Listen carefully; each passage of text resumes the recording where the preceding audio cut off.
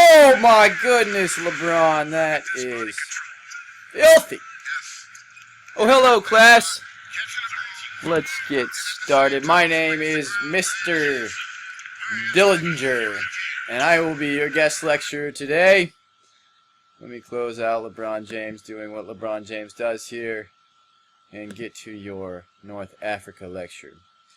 So as Mr. Kimman tells me, you just got done learning about Bantu and Swahili and language roots and families and trees and sub-Saharan Africa and Sahara Desert and North Africa and the Arab world, and that's all so exciting. So I've been invited to come and talk to you a little bit about the transatlantic slave trade. So let's get started.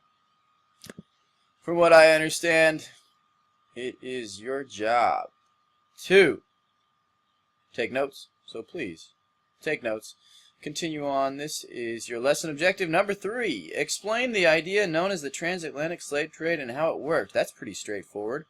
Alright, so our verb is explain, which you've written down now.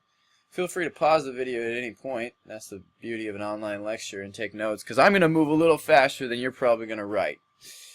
So explain, that's our verb, and we're going to explain the transatlantic slave trade and how it worked. Alright, so I guess we need the details of that. Let's do it. Slavery in Africa, a little background. So your title here should be on the left side, and these are your notes. Slave trade in Africa, like slavery throughout the world, existed long before the Europeans made it into a very, very, very profitable business. So slave trade in Africa existed long before Europeans came to Africa, or European contact, in the 1400s. But it was different. And this is how it was different. African slavery was mainly a tribute from one ruler or kingdom. So a king and his military, they have a victory over another tribe, another kingdom. And as a result of the loss in war, their victims, or the losers of the battle, they become slaves and they could be traded. So most slaves before European contact were the result of a battle. They became a prize for another ruler or kingdom, and that was the form of slavery and the way it was mostly done in Africa before Europeans showed up. But that all changes in the 1400s with the transatlantic slave trade, because slaves being traded to the Americas became extremely profitable. So let's take a look here after we get these notes down. African slave traders would sell captured slaves to Europeans, who would then sell them to the American colonies for a major profit. Dollar bills, yo. I'm going to pause it right there. You take those notes, and I'm going to pull up some images to help you remember this. Alright, we are back. If you Google search transatlantic slave trade, you come up with a lot of interesting things. But let's look at a few of these pictures to help you get an idea of what's going on here and what the transatlantic slave trade is.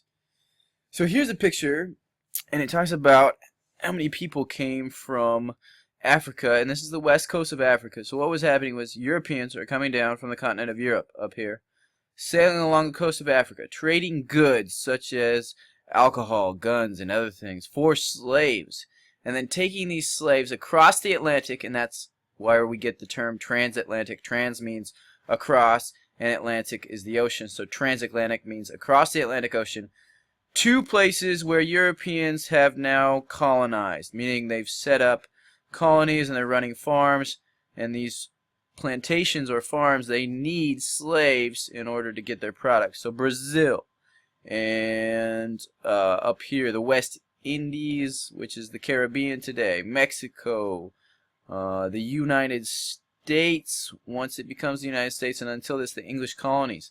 They all need slaves, and they have these Europeans who now live here, and they're requiring and buying slaves. And as you're going to learn, at the end of slavery, it's estimated that over 10 million slaves were brought from West Africa to the New World over here. Some of these other pictures, same idea there. This is the horrible treatment of slaves coming from Africa. Here's life on the ship. And we're going to talk more about a lot of these ideas. Here's an image. The 4 continents, Europe, Africa, South America, and North America that are involved. And what other images are helpful? Well, let's get back to it. So those are a few helpful images to get the idea of the transatlantic slave trade. Review: transatlantic means across the Atlantic slave trade. Oh, we fell behind. Where am I? Oh, I jumped ahead. Okay. Slavery in Africa. We got this one. The main point, and this I think is the last note for you here. Slavery has existed in Africa for millenniums, thousands of years, but it's changed in terms of form. Meaning, but with the arrival of Europeans, it became increasingly about profit, money, and much more violent and oppressive. And I should add to this, the reason it became more violent and oppressive is because Europeans also had ideas about race, that Europeans were superior, and because of that, they treated Africans as products, aka less than human, and because of that, they could treat them like items, like material possessions that didn't matter, and that's how they justified slavery. They said it was morally justifiable because these are not humans, these are products. And that was the racist ideologies of the 15th to 19th century, a long time. So you're going to watch this video on your own, and I want you to slow it down to get all the answers to the review questions. And this information is fair game for your review quiz Thursday. So I will post this link to Edmodo, and you need to watch the video and slow it down to get the answers to the questions that are on your study guide. So your study guide is here. I just covered these 2 questions in lecture. Did slavery exist in Africa before Europeans, whites arrived? I hope everybody knows the answer. And why were slaves traded in Africa before the transatlantic slave trade? Go back to this slide and that will help you answer that. And then this is a little overview of what you're going to see in the video. I want you to just read that and be familiar, especially with the bolded terms for your quiz on Thursday. And then these questions go with the video, and I'll post this link to Edmodo. Make sure you use the video to answer all these questions. And then your last and final piece of brain work is reading number 2, African Kingdoms. So you're going to use the reading that I gave you in class to answer these questions, 1 through 6.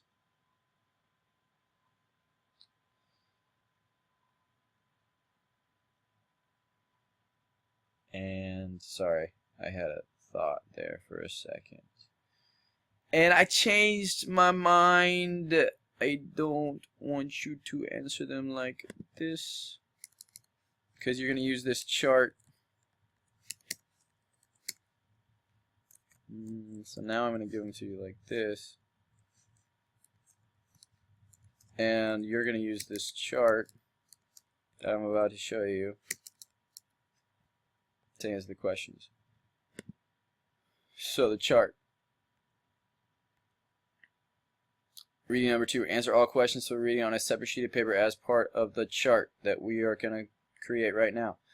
The lesson objective, which you'll write down on the chart, is to describe the kingdom of Mali's trading practices and their system of learning.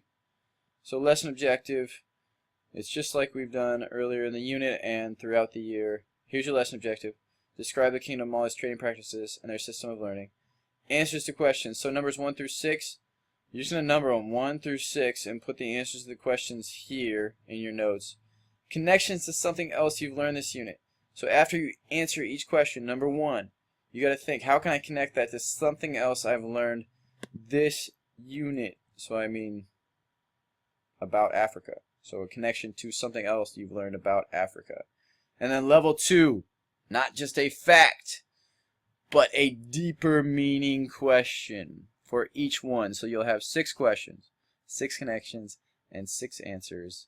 And maybe, just maybe, Mr. Kinman will let you use this if you do an excellent job on your quiz.